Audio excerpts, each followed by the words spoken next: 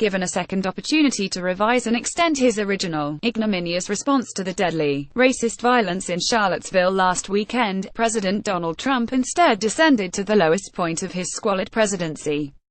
Flanked in the Trump Tower lobby by smiling cabinet officials, including Treasury Secretary Steve Mnuchin and Transportation Secretary Elaine Chao, and as Chief of Staff John Kelly looked on glumly, Trump volunteered praise for some of the white supremacists who rallied around a monument to the Confederacy. "You had a group on one side that was bad. You had a group on the other side that was also very violent," the president said. "Nobody wants to say that. I'll say it right now. You had a group on the other side that came charging in without a permit and they were very, very violent." Referring to the Unite the Right demonstrators, Trump said, "You had many people in that group other than neo-Nazis and white nationalists. The press has treated them absolutely unfairly." He added, "You also had some very fine people on both sides." It may not have dawned on Chao, as Trump's comments ended, just how severe the backlash would be. Asked by reporters afterward to comment on Trump's ongoing feud with her husband, Senate Majority Leader Mitch McConnell, Chao remarked, "I stand by my man. Both of them." The right answer would have been, "The president's feelings about my husband are of no concern to me any longer, because I resign." That's the only morally acceptable conclusion at this point for any senior Trump officials who don't consider themselves tribunes for white nationalism.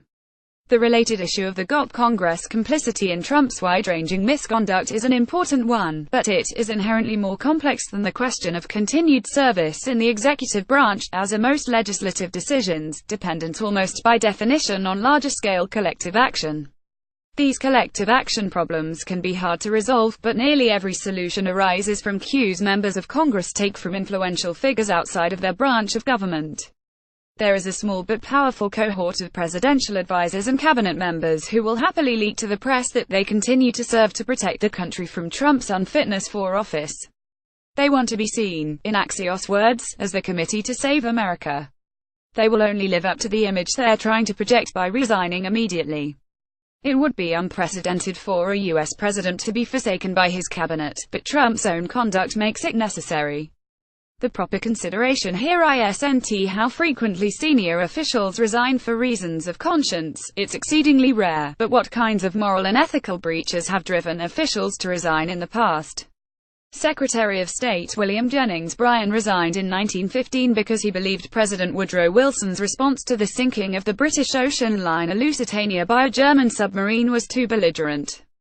Assistant Treasury Secretary Dean Acheson resigned in 1933 because he could not abide President Franklin Roosevelt's abandonment of the gold standard. Trump's earlier conduct has recalled Richard Nixon's Saturday Night Massacre, in which the senior leadership of the Justice Department resigned rather than carry out Nixon's order to fire Special Prosecutor Archibald Cox, though it can be fairly argued that Nixon essentially pushed them out. In more recent history, the most high-profile resignations in principle have been lower-level public servants. Joseph N. Cooper, a black Ronald Reagan official who helmed the Labor Department office that enforced equal opportunity hiring among federal contractors, resigned because the administration paid lip service to anti-discrimination laws.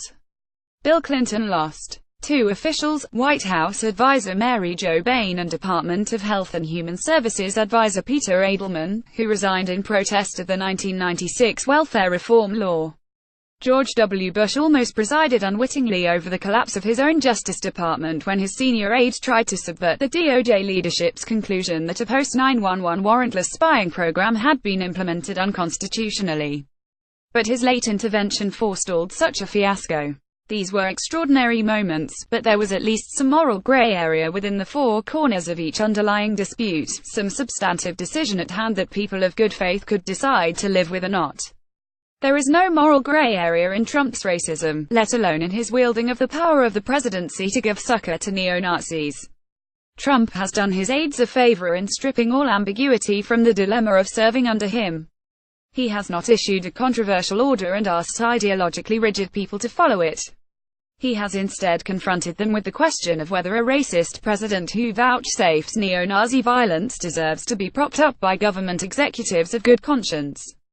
It's an easy call, and those who don't see it that way will be noted in the public record when they keep showing up to work.